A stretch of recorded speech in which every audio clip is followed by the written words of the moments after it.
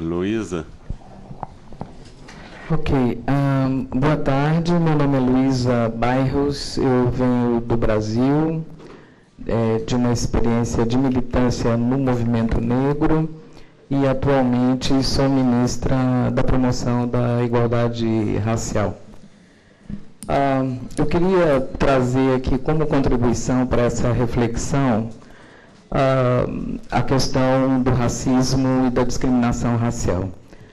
Nesse contexto de debate sobre o capitalismo e os valores que ele coloca como centrais. E começar dizendo, lembrando que W.E.B. Du Bois, um pensador afro-americano pan-africanista, ele dizia no início do século XX que o século XX seria o século do debate, da discussão e do enfrentamento das questões raciais no mundo, e de uma certa forma foi isso que aconteceu. Só que nós entramos o século XXI sem que o racismo, ainda que tivesse crescido do ponto de vista do debate que se estabelece dentro das nações internacionalmente, mas o racismo ainda nesse século continuando a ser uma das ideologias mais poderosas e nem tão enfrentadas e não tão bem enfrentadas quanto ela mereceria.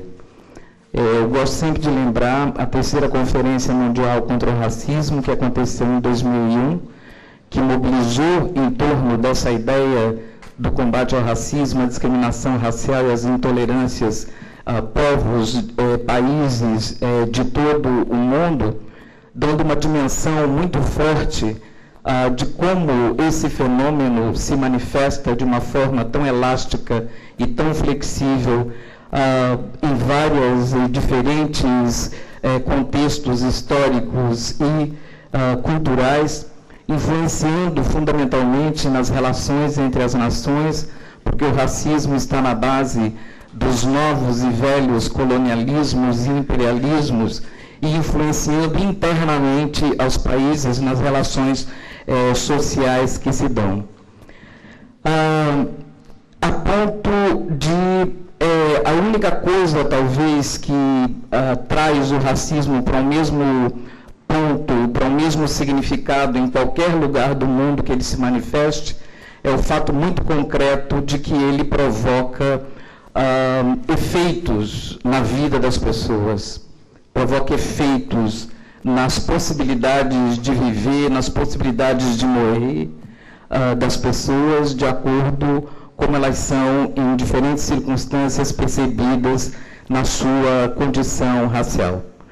Essa, pelo menos, é o tipo de reflexão que a gente pode fazer de como o racismo se estrutura e rebate sobre a nossa vida a partir dessa realidade que vivemos no Brasil. E na medida em que ele provoca tantas desvantagens ou vantagens simbólicas ou materiais, também preciso que a gente, no contexto desse Fórum Social Mundial e nos que virão, aprofundar um pouco mais esses sentidos da permanência do racismo de uma maneira tão forte até os nossos dias. E dentro disso eu queria destacar dois fatores que me parecem importantes nessa permanência. O primeiro deles é a própria capacidade que o capitalismo tem de operar através das desigualdades. É como se ele atravessasse todas as desigualdades que ele mesmo vai criando, sem mexer com elas fundamentalmente, mas assimilando, incorporando essas desigualdades para fortalecer a sua natureza excludente enquanto sistema. E aí é que reside a força da reprodução e da recriação permanente desse fenômeno.